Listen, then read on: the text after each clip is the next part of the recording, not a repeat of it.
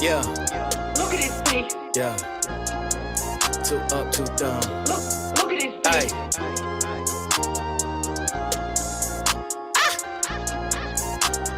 Yeah, yeah. I wanted the crown and to be celebrated. I rented a tux and I ordered a mink. Stood in the mirror like mama, I made it. Proceeded to brushing the teeth in the sink. Caught me a grill and I'm so melanated. I polished the chain, I ain't gold in the link. And I got me a baby who gave me some babies. I'm raising a lady and building a king. Too cold. You too busy running with another man lane, I guess. Yeah, too bold. I be running on the one way, never change my set like, I don't ever use my signals, yeah. I be in the lane myself, yeah. I don't gotta change my mental, yeah. And I ain't gotta chase my wealth, and I accept my daddy got a kingdom, and everything I ever got is his. If I ever got a problem, I'ma seek him. I never doubt him, been about his biz, oh man, been there. I ain't gotta ride on the wave when the ocean is his. Close with the kid with a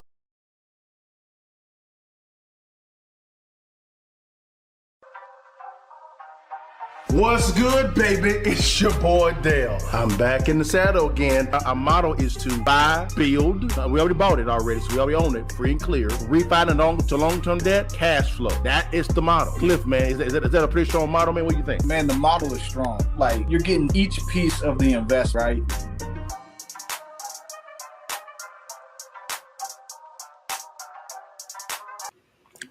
What's good, baby? It's your partner looking oh so fresco. Can you see that thing, baby? And welcome again to another edition of Real Estate Friday Training Live. You see just your partner here.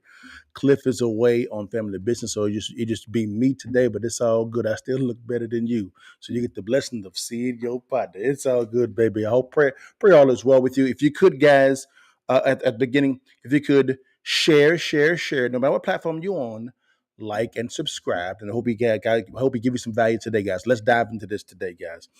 We begin it every single Friday. We begin with the current market analysis, guys. We're going to talk about what's going on with the real estate market. This is a Real Estate Friday Training Live. So we're talking about the real estate market, guys. When it comes to the rate, there was a rate cut, and there has been some movement in the market a little bit, not a lot, a little bit. And I give you my thoughts in a little bit of why, but I thought it'd be wise for us to kind of widen the circle a little bit and bring in some additional counsel of some real world investors. These are more private equity venture capital investors, but they have a little bit of real estate experience, and I know them very well. It's our old guys from Valuetainment, Patrick Bitt David, them guys. I thought it'd be wise to bring them in so we can begin talking about the current market analysis, guys. And let's see what they're talking about here concerning what's going on with the market. And this information may surprise you, but I believe that it's what we should be able to sit down and have a reasonable discussion about what's going on, guys. So let's dive in this thing. Let's get into it. Here we go. So housing turnover hits lowest level in 30 years. Let's see what this story is all about. So lowest in 30 years. Tom, I'm going to read it, and I'm coming to you. The housing market has hit its lowest turnover rate in 30 years, with just 25 of every 1,000 homes changing hands in 2024, according to Redfin. This is a 37% drop compared to the pandemic buying frenzy in 2021, and 31% fewer homes than 2019, which was non-pandemic. Elevated mortgage rates, record high home prices, and political and economic uncertainty has caused potential buyers and sellers to take a wait-and-see approach. Redfin noted that despite more inventory than last year, listings are still far below pre-pandemic levels. Scott Harris, associate broker at Harris Residential Team, noted that while lower mortgage rates are making buyers very enthusiastic, sellers are hesitant to move due to more than 60% of mortgages being locked in below 4%. However, Harris added that as rates slowly drop, the market is becoming more attractive for sellers. Right. Tom. This is the latest in a really sad story for mortgage brokers and realtors. The mortgage industry is trying to say, oh, things are okay. It was up 25% year over year. When you hear those percents, what it really means is you're up from next to nothing to now a little bit more than nothing. And I want you guys to hear exactly what Tom is talking about. Tom is a good friend of mine. I know him very well. And he's talking about when in real estate, you deal with a lot of percentages. You'll see what percentage do you lend on as far as after repair value or ARV. It's important that you understand these acronyms. Or what is the LTV, loan to value, and to give you a percentage. Percentages, when it comes to real estate and any business model, actually drives everything. But when we're talking about the condition of the economy, you're beginning to see how Tom is saying when you hear professionals like Zillow, and I'll give you my thoughts on Zillow in a little bit. When you look at Zillow, when they begin to look at percentages, he's saying it's very important for you to understand at what is the origination point of the discussion of what he's talking about. You're saying that it's up X amount of percentage, as opposed to what is the beginning point of that whole context. He's going to unpack this real quickly. Here we go. Right now, what this means is that the houses used to sell 25 out of 1,000 houses is what's selling right now. This is horrible. You had years where we would have 100 out of 1,000 homes would sell, trade hands. Yes. Somebody moves out or moves to a bigger house in that city. Somebody buys their house. Yeah. And this is just showing how bad it is. Correct. And but there's hope coming, but it's going to be coming slow. It's going to take probably another 2 years. I reached out to people I know in mortgage. He's correct. Typically, when this type of market, you have kind of you're really in a recession, but people are saying that you're not. You begin to change definitions, saying it's transitory, things of that nature. You begin to play this word games, right? And you get a lot of this speaking from commission led people on TV or economists who get paid their commission or getting some form of salary to put out the spin. I always say when it comes to the economy, look at the fruits. And again, whatever I say, test what I say as well. Don't take my word as the gospel. I'm not Jesus Christ. I'm a servant of his, but I'm not Christ Jesus at all. Test me as well. So I'm loving the fact that Tom, who's very astute when it comes to business models, right, is looking to a third party to get some information and begin to vet that information. Let's keep going. Mortgage markets and analysts. I talked to Bruce Norris in San Diego 2 days ago and asked him, and he said, look, buyer interest is as high as it's been in 3 years, correct, even though the interest rates aren't back down to where they were 3 years ago. Now, that buyer interest came from the Fed rate cut, which me and Cliff talked about in, I believe, last week's and prior week Real Estate Lives. We talked about how a rate cut, right, will drive some activity in the market. I contended and I said, well, I understand that if there's going to be some uptick in activity, in other words, loan applications being filled out, some refis potentially, depending on what rate that the person's in and how much debt they actually have. My contention to that was two things: inflation. Number one, inflation. Inflation is outpacing wages, right? That's not a good thing. And also, when it comes to credit card debt, it's higher than savings, what's in savings accounts, bank accounts, when it comes to a lot of these borrowers. So for me, I'm saying that type of formula doesn't yield to a lot of activity coming off the sidelines. Let's keep going, and you're going to begin to see and hear this information. Here we go. The interest is there, and people Correct. Are getting enthusiastic, but there's inflation has wiped out the down payments for many middle Americans, number one, so they don't have the down payment to go in. Correct. And number two, the people that are in those other areas and us in Florida, we know how it works. People have to be willing to sell their house in New York, Connecticut, New Jersey, Pennsylvania before they move down to Florida. And right now, Florida homes are more expensive than they've been. And it takes, and we all know what happened to home insurance, more expensive. And so now he's talking about people are flocking from the Californias, the Oregons, the Washingtons, D.C.s, the New Yorks, down to Florida and Texas as well.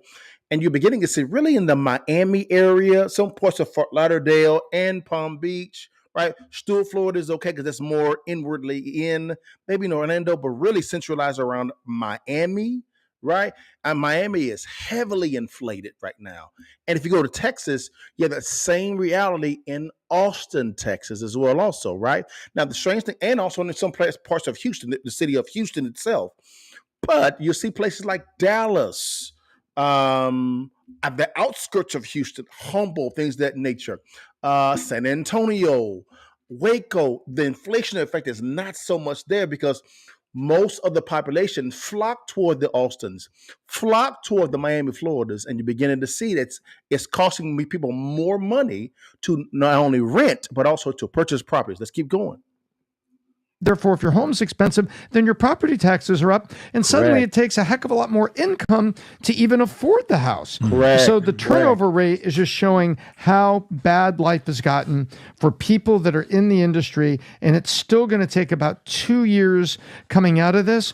There's a couple bright lights. Interest rates coming down is a bright light. And if you go take a look at the home builder index, Lanier, Toll Brothers, things like that, you are seeing stocks that are doing very well because there's never been more built over the last decade. Right now, we're at peak building, believe it or not. But the building's going to take time to catch up so that there's enough supply of new homes. And the new homes are further from city centers. So they're in the more suburban areas, which means, and we're going back to work, let's work from home. So there's some things here. It's still not the perfect time for people to buy unless you're in a region where the prices did not spike so much. And you've got the down payment now with the interest rate around 5.875, 6 and an eighth. You have an approachable situation where you can actually buy a home. The question is, should you buy a home now or not, right? So you ever see like two guys where they're like gonna get in a fight and it's like, what's up? You wanna go? And the other guy goes, yeah, what's up? We wanna go. And they just do this song and dance, what's up? What's up? Make it. And they just keep going back and forth. And you're like, is someone gonna do anything here? And you know what happens? Nothing. That's what's going on in the real estate market right now. You know, is it a buyer's market? Is it a seller's market? It's, I don't even know. There's no deals going on right now. This is the lowest, The lowest turnover rate in 30. Listen to what he's saying. There's no deals going on the retail level. Not the investment wholesale level, right? On the retail level, when you hear people talk about buying new homes, that's the retail side, the retail level. I typically buy on the wholesale or below wholesale level. That's what investors make their money in the wholesale or below wholesale level. Let's keep going. Years? So there's just no deals going on right now. It's like, hey, do you want to make a move? You want to make a deal? It's like, no, because the sellers don't want to sell. Because they don't, where are they going to move? They're going to go basically get a higher interest rate. They're at basically 3%, whatever it is. Then they got to go sell their place and move into a 7% interest rate? That math doesn't add Or move to Florida and actually cost them more for the place that's downsized over what they sold in the Northeast. And so everyone's doing the math right now. And they're like, well, I would do this if I can get it. The interest rates, you know, what's a current 30-year fix? 6.9? 15 years, 6%? No, 6 and a quarter for good credit. So 5.875 if you buy 1 Good luck to Americans who got good credit, not that many.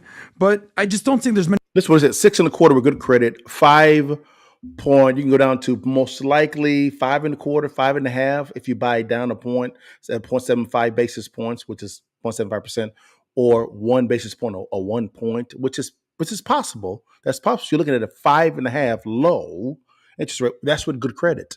Now, what's good credit? 680, 720 and above.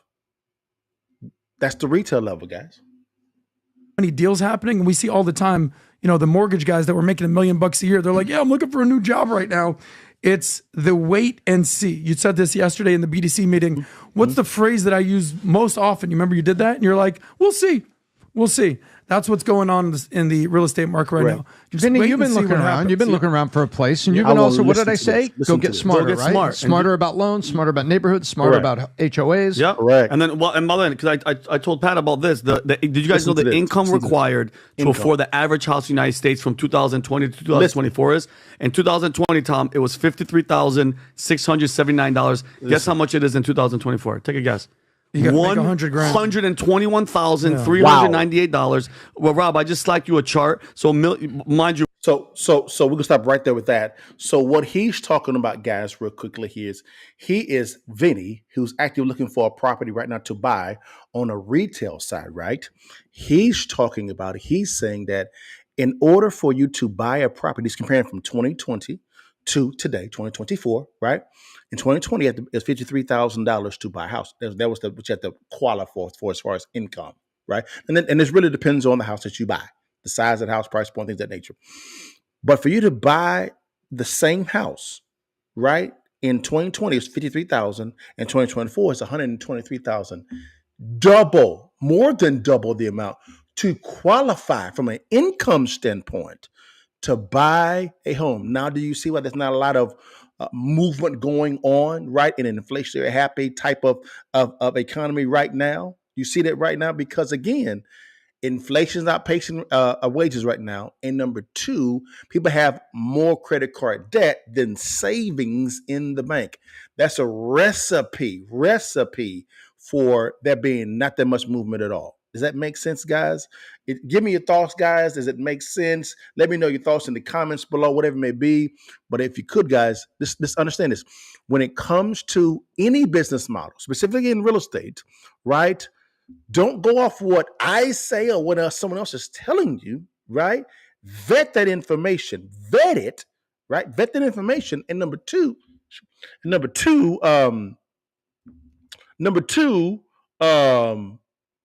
what you can also do is look at the fruits. Look at the fruits of what's going on. The fruits, guys. Look at the fruit. You will know the economy and a market by its fruit. That's a biblical principle, right? When it comes to discipleship. That's the same scenario when it comes to markets and the economy. It's that simple, guys. It's that simple. Man, let's keep it 1,000. You are concerned about what's going on with this economy. I know I would be, man. You have the stock market not doing too well. You have inflation outpacing wages right now. And you have major companies looking at laying off a lot of people. Man, I had a friend of mine whose wife works for a major pharmaceutical company, and they're talking about laying off scientists, man. Scientists. It's getting real out there, guys. But hold on, wait a minute. It's not the end of the world for those that actually have a counter move. More than ever, it's time for everyday Americans to begin looking at a side hustle, a business for them to begin building now, and for them to be able to have the ability to pass the business on to second and third generation. Now, what business model is best for you? That's a great question, and the only person that can answer that question is you. The good news is a good friend of mine, Matt Sapala, actually did a good presentation on presenting the passive income blueprint. 3 effective ways to generate $1.5 million in passive income. The most powerful word in business is cash flow. And even a more powerful word is passive cash flow. I know, because I've been able to live the life of my dreams because of passive income. Most individuals focus on commission-based, generating commission. But you can actually generate $1.5 million in passive income that can change not only your life, but generations to come, guys. Click on the link below or swipe up, guys, and I think you'll be blessed with what you see. God bless you. See you on this side.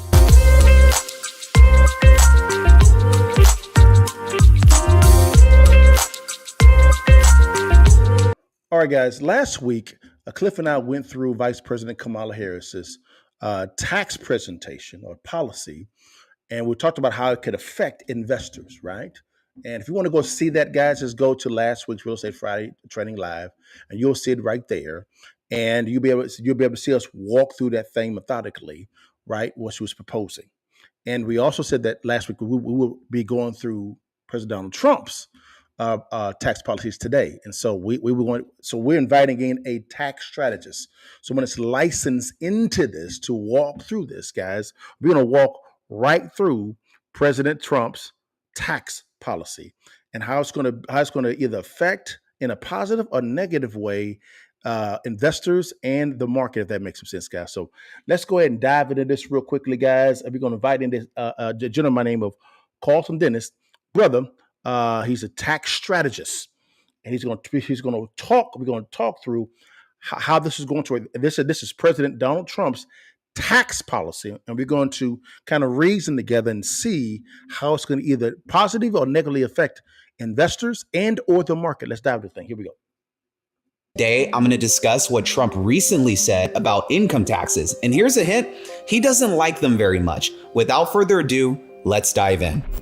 All right, so what exactly did Trump say? In a meeting with GOP lawmakers at the Capitol Hill Club in June, Trump suggested that if he is elected president in November, he will do away with federal income taxes entirely and replace them with what is known as a tariff policy. This would be a complete paradigm shift for the taxation policy that we currently have in America. I'm going to break down exactly what this would mean so that you have a better idea ahead of time in case Trump does become our president and we're looking at a major tax overhaul. If this does end up happening, we could be saving a massive amount of money in taxes, and you know I'm here for it. So first things first, what the heck is a tariff? You may remember the word tariff from like some random history class you took in high school. However, a lot of people do not fully understand what that word means and how it works. So let Uncle Carlton help you out. Here's the deal. A tariff is a tax that is imposed by one country on the goods or services imported by another country. So, to understand how this works, let's look at a little example here. Tariff example number 1. The United States wants to generate more tax revenue while relieving tax burden for its citizens. So, it decides to put a 3% tariff on automobiles imported from other countries. So a car dealer in America that would normally sell a brand new Maserati imported from Italy for $100,000 would have to sell it for $103,000. This gives the extra $3,000 to the US government. So when tariffs are put into place, certain foreign goods that are imported into the United States become more expensive. What does that mean? Are tariffs good? Are they bad? Ever since Trump floated this tax change, many people are wondering whether they are beneficial or detrimental. This is a great illustration of what tariffs are and a great presentation on the positive or negative standpoints or point of views or possibilities when it comes to tariffs, right? So he's going to go a little bit deeper. Let's dive into this thing. Let's discuss this so you can kind of form your own opinions here. Right off the bat, if people don't have to pay federal income taxes anymore, guys, this would eliminate an incredible amount of paperwork, stress, and headaches related to tax preparation and compliance. Yes, it would be a dream. This would mean fewer tax forms to file, fewer receipts to keep track of, fewer barriers to entry from accounting perspectives for people trying to set up new businesses. I mean, the list just goes on. Just think about it. Just imagine not having to file federal income taxes. How crazy would that be? All that time, energy, and money that people spend compiling all those federal tax documents to stay in compliance with federal tax law can now be spent just making more money. That is amazing. But the other side of the coin is that the price of many goods in America, they would rise, and it's already felt like it's been rising. I mean, have you guys felt the heat of inflation lately? It's been absolutely absurd. If you're in the middle or lower income household, you're struggling right now to afford the price of goods and services like clothing, vehicle, machinery, food, as is. But if you're someone who is leaning towards this argument, just remember that even if prices for imported goods go up, federal income tax burdens would still drop to zero. And when it comes to many types of goods, there's often an American supplier that would not have a tariff placed on it. This is another reason why Trump values tariffs. Placing tariffs on imported. I love that portion. What he's saying is this good balanced view. And he's saying if, of course, eliminating income tax is a from a business owner, guy, that's a dream, guys. When I file my taxes with my accounting team, it's pretty massive. But at the exact same time, eliminating income tax, that's good for the average, for the middle class or this is just the consumer themselves on just going out and buying goods and services, and eliminating income tax, right? That is phenomenal because you have more buying power. But then you talked about tariffs and how tariffs, although it is charged toward the country, that is passed on to the consumer. So it could drive up, right, the cost of said good or service, right? But I also love the fact that he's saying how Trump is using the tariffs, which I like because I love to negotiate, as a negotiating ploy to say, okay, you can choose, consumer, to continue to buy this type of good or service from said company in said country, which is paying a percentage of a tariff, or you're welcome to buy from this American-made company who has zero tariffs and possibly actually has a equal or superior product or service, and you can choose yourself. That's a phenomenal point when it comes to creating competition to provide a better product or service for the consumer. Let's keep going. This is great, y'all. Let's keep going. Goods makes American produced goods more competitive in the marketplace. And for this reason, a tariff-based tax policy is often referred to as a protectionist approach. In regards to the tariff situation, it might also interest you to know that tariffs have been a major part of American history. In fact, prior to 1913, when the modern day income tax was established, tariffs was one of the many ways that the federal government was funded. Many of Americans' early politicians viewed tariffs as a viable way to fund the federal government without having to place a federal income tax on the American people and siphoning money out of everybody's paychecks. Yes, federal income taxes were levied during emergency situations such as the Civil War. However, For the most part, funding for the federal government came from tariffs and excise taxes and things such as like tobacco and alcohol sales. This is how America operated for 14 decades. So even though using tariffs as a primary way to fund federal governments seems like a completely radical idea for many people in today's day and age, this is how our founding fathers ran things back then. So will this approach work? At this time, it's unclear whether or not Trump will move forward with this plan or whether he will even win the presidential election. Correct. However, during his presidency, President Trump successfully imposed tariffs or imposed steel, aluminum, and certain other goods that resulted in tens of billions of dollars of additional revenue for the U.S. federal government. He did have some wins while he was in office. It's possible that one of the main reasons why Trump likes tariffs is because he feels that it gives him more, negotiating power when dealing with foreign countries. That's what they do to us. After all, tariffs are a way to exert. And again, not if we're charging tariffs and those tariffs on China, for example, they're still in place under President Biden. So obviously, that type of tariff is beneficial to the country because we're under a Democrat executive branch, and it's still there. But at the exact same time, I love the fact that he's also acknowledging that countries also charge us a tariff. So it's tariff for tariff. If that makes some sense. Let's keep going. Influence without having to resort to military violence. Whether or not Trump completely replaces income taxes with tariffs is truly yet to be determined. But regardless of whether he does this or not, it is highly likely that he will use tariffs in his second presidency, just like he did during his first presidency if he wins. What does all this mean for you and I? If a switch does end up happening to an all tariff, no federal income tax policy, then it will dramatically affect the finances of nearly every tax-paying American in the United States. We would no longer have to worry about the I, the R, and the S. This alone would be a blessing for millions of Americans and myself.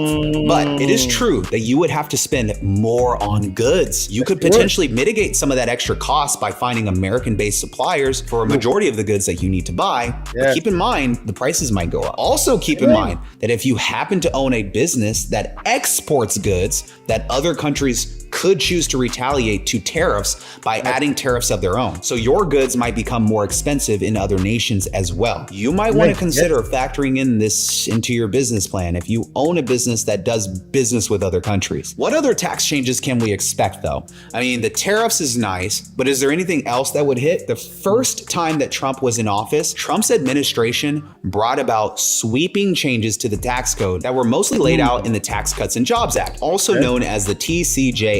But within this bill, there were a number of major tax cuts, such as the reduction of the corporate tax rate from 35% to 21%. The TCJA also slashed federal income tax rates for individuals, and many of the provisions in the TCJA are set to expire in 2025, like bonus depreciation. So if Trump does get into office, it is likely that he could try to extend the TCJA, or if he can't get a new bill passed, that also results in significant tax cuts. But Trump's attitude towards taxation in America so far has mostly been that it is too high and he wants to lower it and he doesn't really see a need for it. This is one of the main reasons why he is loved by many people throughout the nation who feel that taxes are just too high. The lower the tax rates are, the less money that comes out of your paycheck and the more you get to keep and spend on yourself and your family. And that seems like what Trump is for. The bottom line. So guys, I love what Carlton just did there. He really unpacked this very well on this. Good balanced view. He talked about Trump's previous policies and how there was littered with some tax cuts, and he went through the TJC or TCJA, what it was called, which is fine. He talked about, of course, the tariffs, the history of tariffs as well, and also how tariffs can drive up costs, but it does drive competition to where the consumer has a better choice, either choose to buy American or choose to buy someone offshore somewhere else, right? Which is great. But if a lot of your business, to be honest with you, is an international take, in other words, if you're in the merchandise situation and your vendor is in another country, the cost of goods is going to go up and that's going to get passed on to consumer. So you may have to change, right, how you do business if the intentionality, this is only Trump wins, if the intentionality of tariffs is to drive competition. That's a possibility.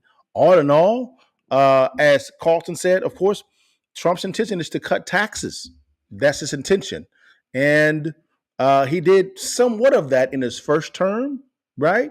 But a lot of his policy is centered around lowering the income tax, but also when it comes to getting rid of the, I'm sorry, not lowering it, but getting rid of the income tax, but also infusing tariffs into the equation. We're going to see how this actually works and see if this is a good deal. But either way it goes, a sophisticated investor can navigate either reality, right? So again, I'm just giving you information, but at the exact same time, don't just stop with what I'm just saying or what Carlton is saying. Get a team around you to where you can actually walk through these situations. No matter if Trump wins or loses, you know how to pivot or counter move what's going on, guys. Really, really good presentation by Carlton. Trump has actually had another tax policy that he's presenting. And it's talking about no tax on tips, Social Security, overtime, things of that nature. And I wanted to see how this was going to work, if it made any sense. So again, we have to go back to our old brother Carlson. He's going to unpack this for us again, and we're going to see if this is really going to work. He's going to unpack the long and short of it. So let's dive into this thing real quickly and see what's going on now. All right, here we go. See proposals lately. So what are we going to do? Today, I want to discuss one of Trump's most interesting tax changes that he promised recently if he was elected president. It has to do with tips, and I know that you care about your money. So let's dive in. Dive into it. All right, what did he say about tips? During his acceptance speech from the Republican nomination at the Republican National Convention in Milwaukee, Wisconsin, former President Donald Trump said that as a part of his economic relief plan, he would completely eliminate taxes on tips. At the center of our plan for economic relief are massive tax cuts for workers that include something else that's turned out to be very popular, actually. It's called no tax on tips. No tax on tips. Now, there are a wide variety of workers who receive a significant portion of their income in tips. And this includes servers, bartenders, busboys, caddies, hairdressers, cab drivers, maids, baristas, tattoo artists, casino dealers. I mean, you name it. For some of these workers, such as servers in restaurants, tips actually make up the vast majority of their wages. Oftentimes, servers are paid just a few dollars per hour by the restaurant they work in, and customers leave tips that make up the rest of their wages. So if tips were no longer taxed, it would mean that anyone who earned some or all of their wages through tips would dramatically be able to reduce their tax bill, and it would be a complete game changer for many of these people. But how would Trump's tax cuts for tips actually work? It is difficult to say exactly how Trump's proposed tax elimination for tips will work yet, because he has not yet won the election, and he has not signed a bill into law that eliminates taxes on tips or gives us instructions on how to approach it. However, how it will most likely work is that tipped workers would still be required to report tipped income, and they would simply get a tax deduction that would remove tipped income from taxable income. To understand how this works, let's look at an example. Okay, let's say that you're a bartender and you make about $20,000 in hourly wages paid by the restaurant, but you make an additional $50,000 in tips every year. In this case, you would report the full $70,000. However, instead of being taxed on $70K of income, you would only be taxed on $20,000 of income, because you would get a tax deduction for all of your tipped wages in this case, and the tax savings would be incredible. You would not only have $50,000 of your income become exempt from tax, but you would also move down into a lower tax bracket, since your taxable income would be reduced by $50,000. So you would drop down from the 22% tax bracket all the way down to the 12%. For many tipped workers, this could literally mean that they save 10% tax cut is significant for a lot of consumers. So I'm liking this hypothetical that he's talking about when it comes to no tax on tips. Let's keep going, guys. Tens of thousands of dollars every single year in taxes, and the potential impact could be phenomenal. Although it is highly likely that the tens of millions of workers who earn tips in America will be supportive of not having to pay taxes on their tips, there are some who think that Trump's proposed elimination of taxes on tips. Also, guys, before he goes into the opposition, when it comes to tax on tips, I didn't know that when it comes to restaurant owners, they have to pay a 7% tax on the tips as well, because a lot of those tips are actually paid via electronically, right? Not so much cash, right? I believe the percentage, and don't quote me though, I think it's around like maybe 20% of all tips paid is in cash. 80% of that, right, is in card, right? So that money flows to the restaurant owner, then is divvied out to the server. Well, with no tax on tips, what actually happens a lot of times is this here is that would actually save 7% to the restaurant owner at the exact same time. That's a significant savings, specifically for restaurant owners who are a lot of them are struggling right now because of inflation. Let's keep going, guys. Let's go into the opposition of there's no tax on tips policy he's talking about. Would have a negative impact on the country. Opponents of Trump's new deduction for tipped wages claim that eliminating taxes on tips would result in a reduction of federal tax revenue by around 150 to 250 billion dollars. Wow. They claim that this could force the government to raise taxes in other areas. However, as I discussed in another, so he's talking about how if you're taking away that taxable revenue from the government, it's going to leave a hole or a delta there or arbitrage there, right? And what he's saying is that's going to force the government to raise taxes in another area to make up for that gap right there. Let's dive into this a little bit more. Video that I recently published about Trump's new tax proposal, Trump is also considering increasing the amount of tariffs that we have in the United States. He even went as far as to say that he might abolish federal income taxes entirely in favor of tariffs. So, what are tariffs? Tariffs are taxes that the government levies on imported goods and services. Tariffs make imported goods and services more expensive, but we do not necessarily have to pay them. You can choose to buy American-made products or potentially just reduce your spending. So even if Trump does away with the 150 to 250 billion in tax revenue by eliminating tips, he could potentially make up for it by placing tariffs on certain imported goods. But could the government spend less money? Now, another potential budgeting solution to a loss of tax revenue is to simply have the government. So hold on. I love what he just said. Could the government, instead of raising the taxes, hypothetically in this example, to plug in that hole, potential hole, he's saying, well, why couldn't the government just stop spending money, spend less money? That's an option, right? And he's saying that Trump is banking on his tariff play to bring in that additional taxable revenue to the federal government because he's eliminating the income tax, which is loss of revenue, right? And he's talking about no tax on tips and also no tax on Social Security and no tax on overtime, right? So there's some tax revenue not coming in, and he's saying that, hey, Trump is saying that because of the tariffs bringing in additional income, right?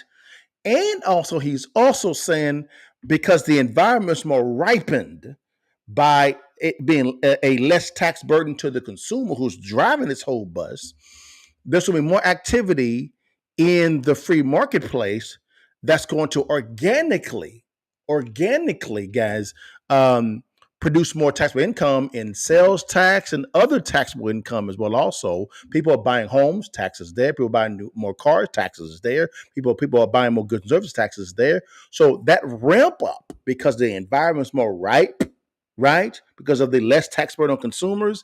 He's saying that could actually plug in that hole. And also, I would say, and government spending less money.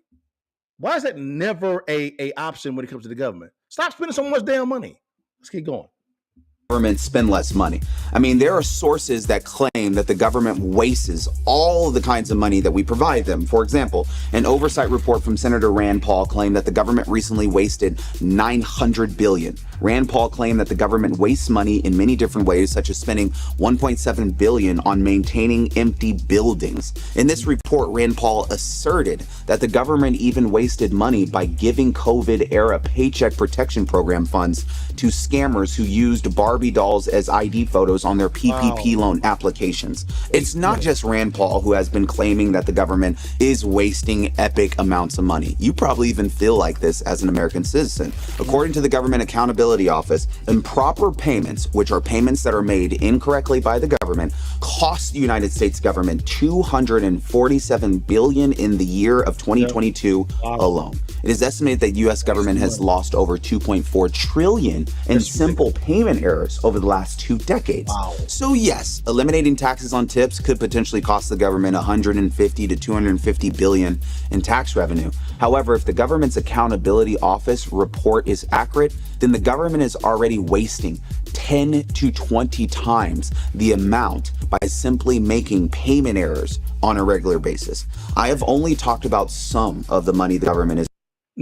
Now I see kind of the play what Trump is saying, and I kind of agree with it, but it's mumbling more on government waste of money.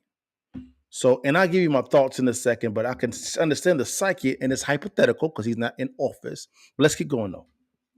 Is wasting here. I haven't even mentioned how much the government spends by propping up failed banks or investing in foreign wars. I'm not even going to dive into all of that in this video, but I will save that for another video.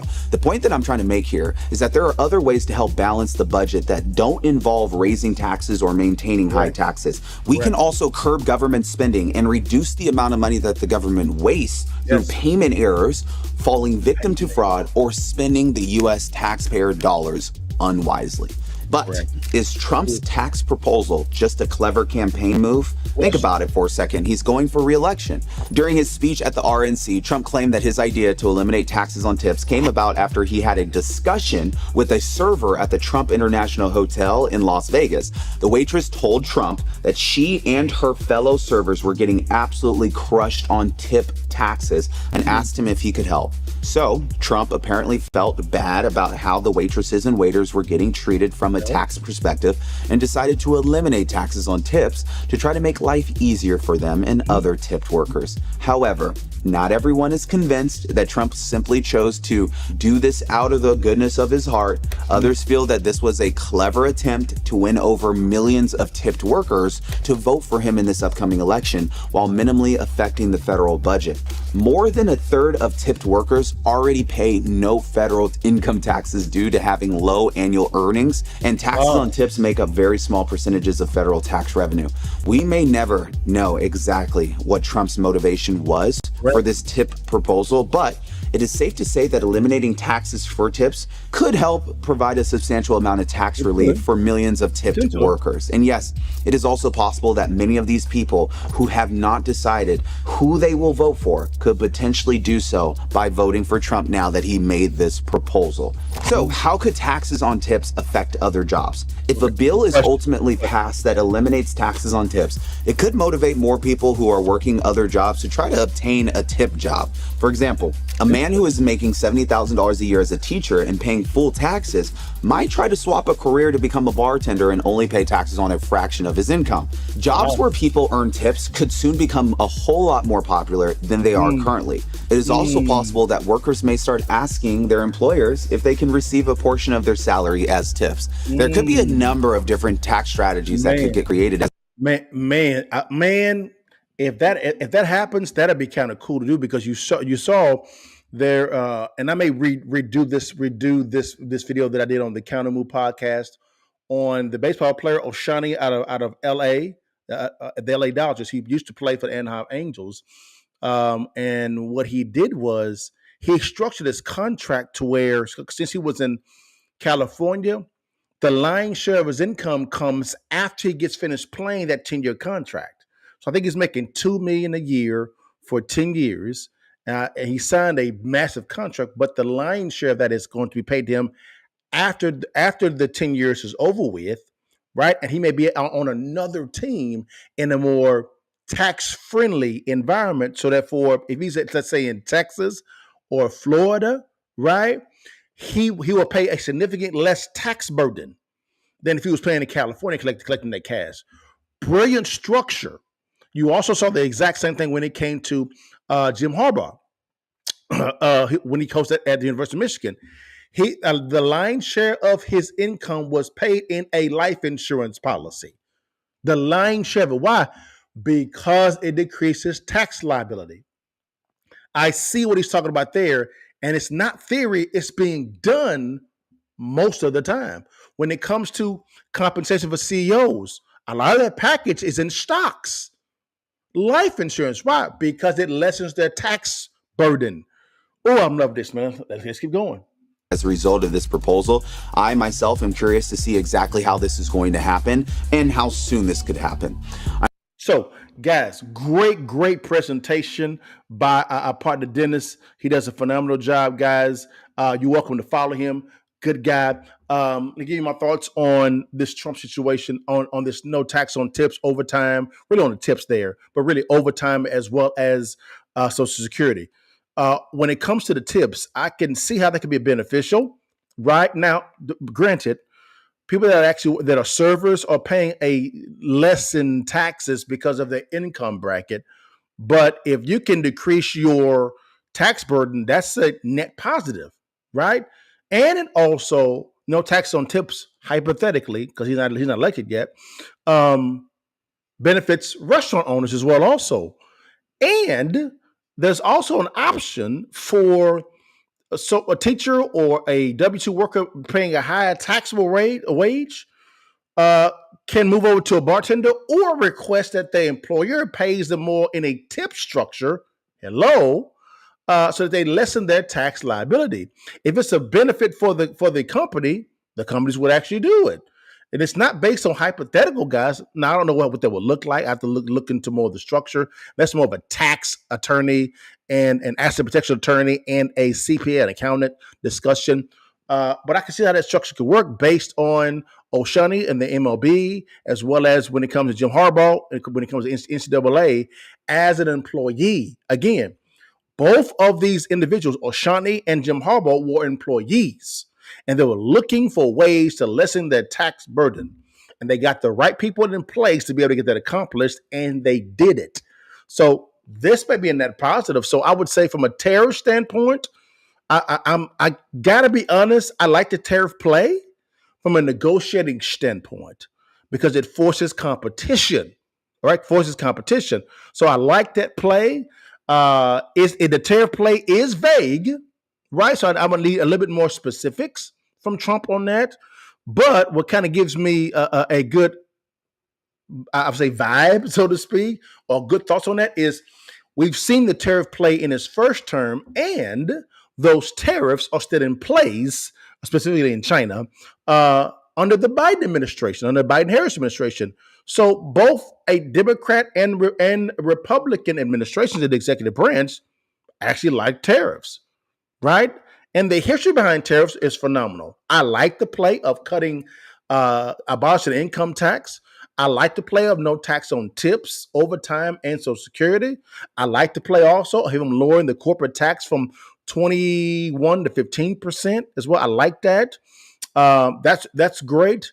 A lot of his policies seem to be more investor friendly, right?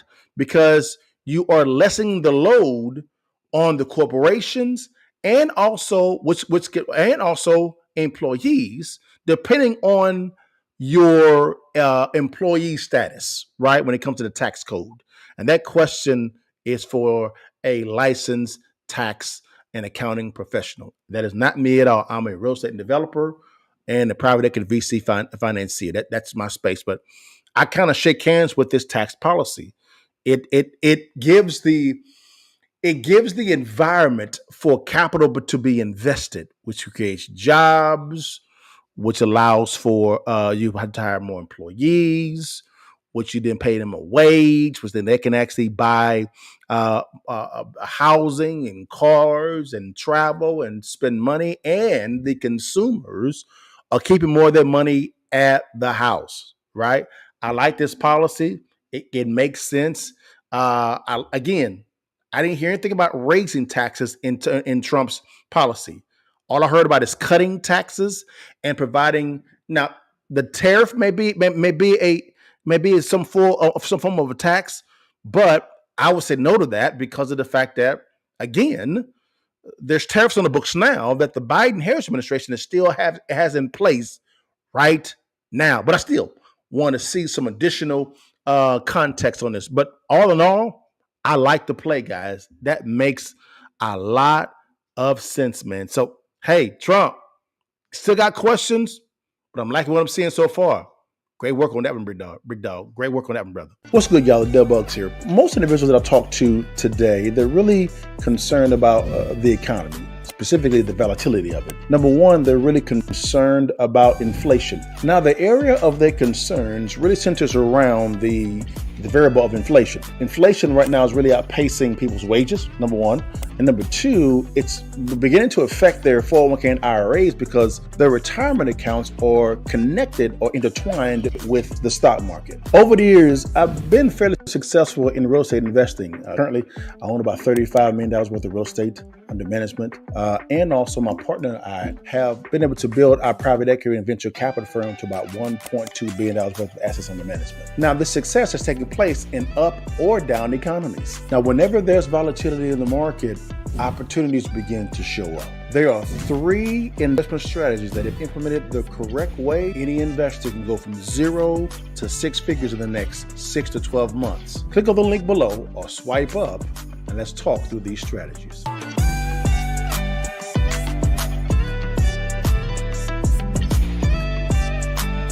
All right, guys, here's my thoughts concerning what I saw with comparing Donald Trump's and Kamala Harris's, right? And I'm going to go a little bit more deeper into Kamala Harris's tax policy in a later video. But if you want to see me and Cliff talk about it, again, just go back to the Real Estate Live that we did last week, right? Last Friday. And we walked through that 100%. Comparing both of those, so to speak, Vice President Kamala Harris's tax plan is more tax heavy, right? And more printing of money, right? Which printing of money, of course, drives up inflation, right? And then, of course, taxes, a higher tax burden on consumers and companies is not attractive to capital being invested, right? Now, if you look over at Trump's is more of tax cut heavy, right? And also negotiation in tariffs heavy to where it provides a ripened environment for capital to be invested, right? Which then creates jobs and things of that nature. And also it creates the organic flow of the free market enterprise, if that makes it make more sense. So that's kind of the 2 comparisons that I actually see when it comes to both Kamala Harris's and President Donald Trump's tax policies. Again, revisit last week's Real Estate Live to see Kamala Harris. We're going to go into deep detail about that one, right? And then you come to your conclusion. Which presidential candidate, right? Their tax policy benefits you. Is it Vice President Kamala Harris's, or is it President Donald Trump's? You get to choose. It's real simple. Now, guys, you guys come to me, guys, for real estate investing. So let's dive into this real quickly.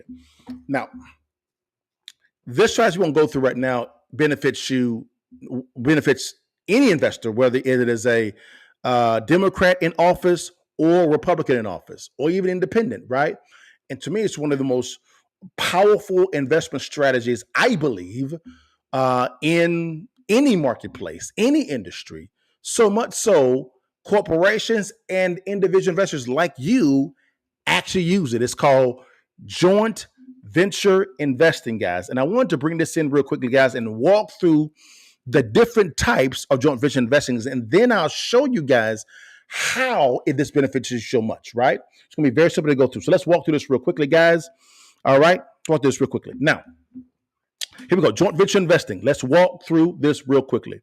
Number one, what is today's agenda, we're going to talk about what is joint venture investing. Number 2, we're going to talk about joint venture examples. Number 3, active investing and passive investing in the context of this joint venture structure. All right, let's dive into this real quickly, guys. All right. Okay, here are the joint venture examples. You have equity joint venture, right? You have a contractual joint venture, a consortium. You also have a limited liability partnership, a LLP, strategic alliance. And also, guys, you actually also have joint venture, cooperative joint venture, right? Here we go. Let's keep it going. Now, boom. All right. So what is modern joint venture investing? All right. Joint venture investing refers to a collaborative business arrangement where 2 or more parties pool their resources, capital, expertise, and efforts to undertake a specific project or business venture. In a joint venture, the involved parties work together to achieve a common goal, sharing both the risk and rewards of the venture, right? That is what joint venture is. Now, I'm going to discuss with you in a little bit how investing in a IRA, 401k, 403b, Roth IRA in some form of fashion is kind of a joint venture, but it's kind of not, because the investor in an IRA, Roth IRA, depending on your agreement, 403b, 401k, and again, I am not a financial professional. I'm a real estate investor and private equity financer. That's all I am. So I want to make sure I put that out there, right? So don't take myself as the gospel. Please research it for yourself. How that type of structure, all of the risk is on the investor into those investment modules, securities, not the broker that's actually divvying out those funds or investing those funds into those different investments to you that's in the stock market. None of the risk is on the broker. It's on the investor. It's a different type of joint venture structure. But hey, it is what it is. Here we go. Now, let's go. Here's an equity joint venture. In this type, partners create a new entity, often a separate company, and each party invests capital and holds a share of ownership in the venture. I do a lot of this equity joint venture investing. I love that. This is more of a balance sheet play. We do want a dividend paid back to us on an annual basis, specifically when you do it with a new a new company, so to speak. Typically, it's maybe anywhere from 3 to 5 years before you may even see a dividend check, so to speak. And that's okay because it's more of a balance sheet play, right? So let's keep going. Here we go. Now, a contractual joint venture. Here we go. This involves a contractual agreement between parties that work together on a specific project without necessarily creating a separate legal entity. This is more of that 401k, IRA, Roth IRA, 403b type of scenario in some form of fashion, right? This is what that kind of looks like. It's a contractual agreement, right? You're saying, hey, I'm going to give you this, right? If you could invest these funds for me, if that makes some sense. Boom. Now, a consortium. A consortium is a group of companies or organizations that come together to work on a specific project, often in areas like research and development or large-scale infrastructure. I'm very familiar with consortiums. Those are normally done on an international level a lot of the times, some on a domestic level, depending on the structure. But consortiums are normally big time investment. This is institutional investors on a domestic and international type of stage, right? Here we go. A limited liability partnership. This is a form of joint venture where partners have limited liability for the venture's debts and obligations. It combines elements of partnership and corporations. That could be a little tricky as well because you have a general partnership, you have a general partner, and you have a limited partner. Typically, the limited partner is the one investing the capital. The general partner may invest a little bit of the capital, but not as much as the limited partner, right? If that makes some sense. So that's a different joint venture, but this is actually accurate, guys. All right. Here we go. A strategic alliance. While not a legal entity like a joint venture, a strategic alliance involves 2 or more companies collaborating on a specific project or business activity for mutual benefit. That can be done internally. That can be done from a company to company. You guys are just coming together to develop, and on a collaborative standpoint, a project. This is normally from entity to entity, typically, and you have kind of it is an agreement to where, again, just entities are just working together to accomplish the same goal. Real easy, real to the point, right? It says cooperative joint venture. This type involves the sharing of resources and risk among partners to pursue a common goal. It's often seen in industries like agriculture and manufacturing. Very simple to see, right? Now, Let's go to the next one. Now, here is an active investor. An active investor is an individual whose goal or entity whose goal is to take whose goal that takes a hands-on approach to managing their investment portfolio.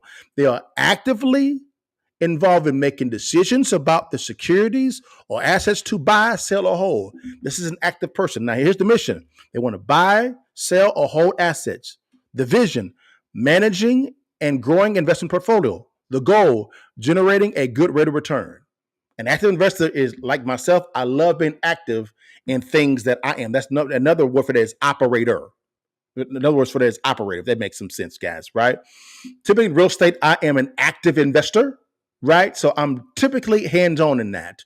When it comes to private equity and venture capital, I'm not as active as I am when it comes to real estate. That makes some sense. Now, a passive investor is an individual or entity that adopts a relatively hands-off approach to managing the investment portfolio. Instead of actively making frequent trading decisions, passive investors typically focus on long-term strategies and aim to achieve returns that closely mirror the performance of a particular market index or asset class. Here's the mission: buy, sell, or hold. Right? Vision: managing and growing investment portfolio. Goal: generate a good rate of return. The same as an active investor, but it's more passive, right? A 403b, IRA, Roth IRA, 401k, you're a passive investor. That's what you are. You typically have an agreement with a broker or a financial advisor to make investments for you in the stock market. You're a passive investor, and you're saying, what's the rate of return? And normally that broker and or financial advisor, what they typically do is they tell you, well, this market is producing this amount of percentage for a rate of return. So the goal is to achieve that amount of percentage. It's real simple. So you are a passive investor. Now, also private equity and venture capital investors like myself, I'm passive here. Someone will present a business model to me, which makes some sense. Maybe even a real estate investment as well also, right? But typically a business model to me, I said, no problem, that makes sense. And what I typically do is I'll say, here is the capital. We agree to a rate of return, right? We agree to the time frame of the first dividend coming in, which is great. And I am more passive and not hands-on. To be honest with you, a lot of the balance sheet growth that you see from an Elon Musk or a Warren Buffett or a Bill Gates, they're really passive investors, right? They're passive investors, but in the private equity venture capital space.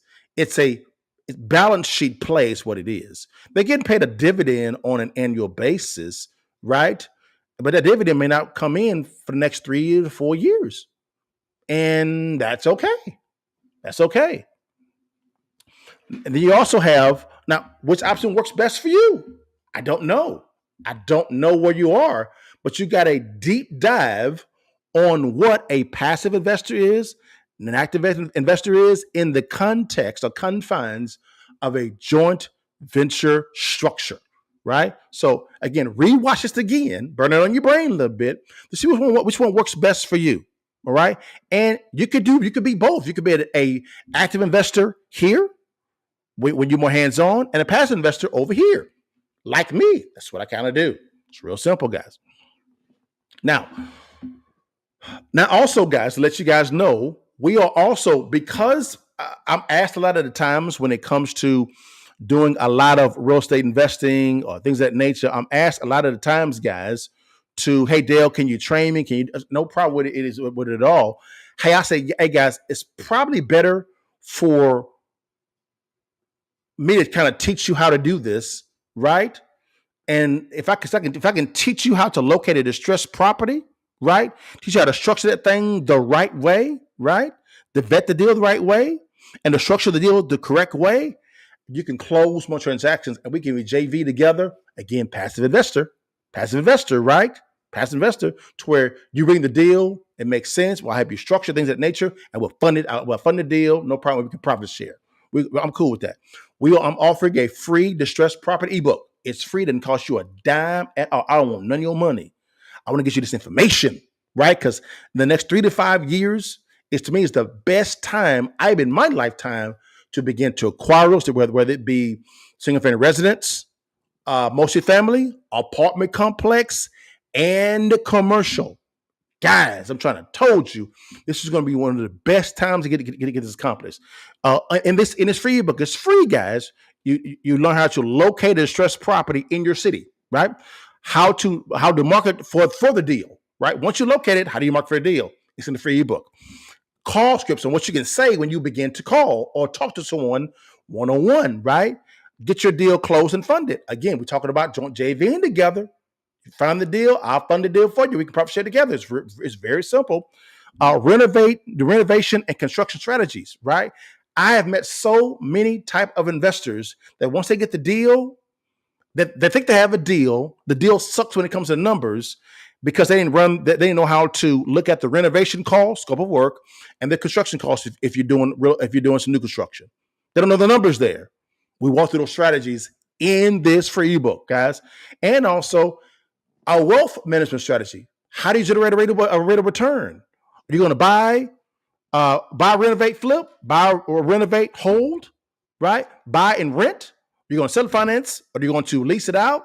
We walk through those strategies in this free distressed property free book. It's completely free, guys. It's completely free. Now, how do you get the book? Get the book. I'm going to go through it in a second and another slide as well also, guys. If you're on Instagram, if you're on TikTok, right, you can direct message me specifically with the word real estate. My team will send you over a link. Go download it just like that. Free. No problem. It's right there. Direct message me on Instagram, Facebook, and even TikTok, the word real estate.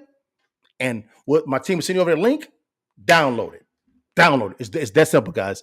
My whole intention, guys, for this is this here. Is what I would like to do is I would like for if I can 1 second, yes, one. If I can teach you how to find the deal, vet the deal, structure it the right way, I'll fund the deal and close it within you and I can profit split. That is a JV partnership. That's all it is. So again, guys, you can download the free ebook. Now, if you are on Rumble, YouTube, which is cool, don't worry, I got you. You can scan on this QR code right here, guys. We'll get rid of this real quickly. Right here, guys. Boom, there it is. Scan on the QR code to also get the free ebook. Or if you can't do that at all, guys, don't you worry about it. Your partner got you. You can also, right, go down below in the comment section and click on the link. It's right there and download. It's real simple. So you have that option, and you have the free free ebook option when it comes to this QR code. Very simple, guys. All right. Now, a lot of the times, guys, also I get asked the question, LaDale, you know what? Real estate is a little bit too much for me, right? I really it's too complex. No problem. Can you help me out with someone else? No problem.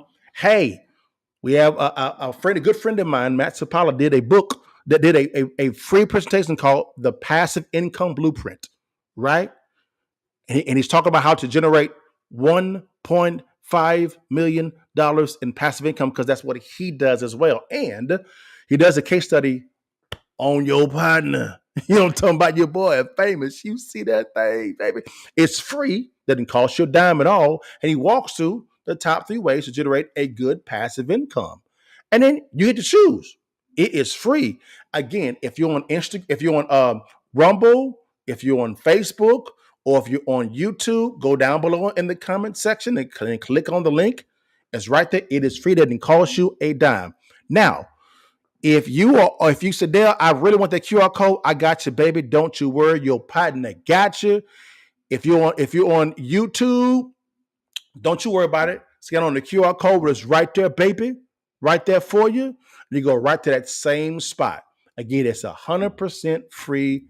It don't cost you a dime. The one thing I've learned, guys, over the years is we're in the information age. And since you're in the information age, my whole thing is this here. How fast can someone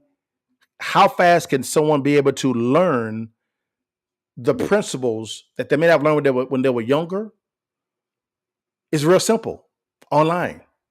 So therefore, you can learn so much information for free, no problem. Go learn about three passive income business models for free. You're going to be shocked at the one that Matt does that makes him the most money. It's free. It didn't cost you a dime, guys. Again, click on the link below or scan on the QR code, right? For you to be able to gain access to the video. It's free for the passive income blueprint. All right, guys. And also, man, hey, you know I look fresh, cold, clean in my ice cold. If you see that thing as I look better than you, y'all. Hey, guys, good news, baby. You can order the bag merch today. You see me looking better than you, man. I get asked all the time, hey, Dale, how can we get some of your swag? Hey, baby, we got you. Again, scan on the link below. If you're on YouTube, Rumble, or Facebook, on that link below, guys, you can order you some merch. You can, we call it I Got That Bag University, baby. We have a saying around here, right?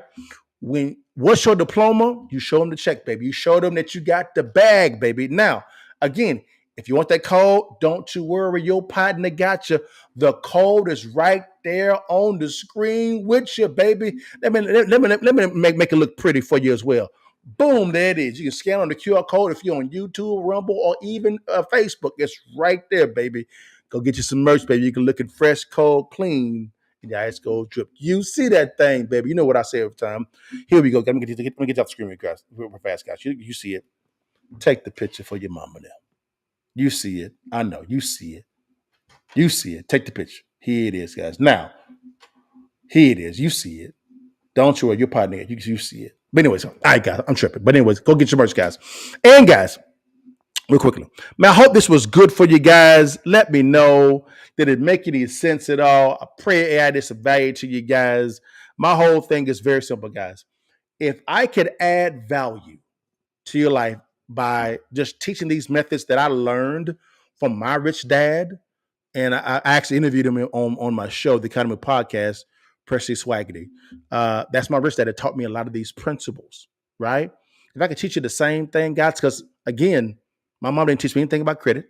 My mom, dad, money management, business ownership, scaling, nothing like that at all. I had to go get that information.